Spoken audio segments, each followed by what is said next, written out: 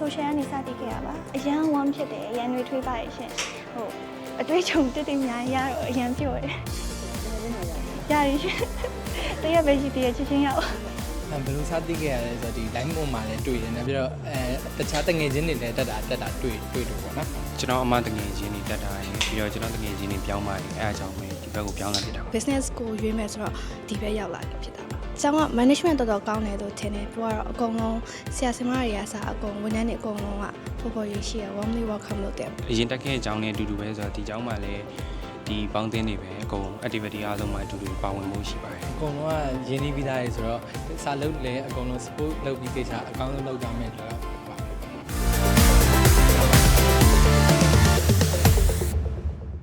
မြန်မာ Imperial College MIC အိမ်မက်ပါအိမ်မက်များကိုယုံကြည်ပါအိမ်မက်များကိုအကောင့်ထည့်ဖို့ပါ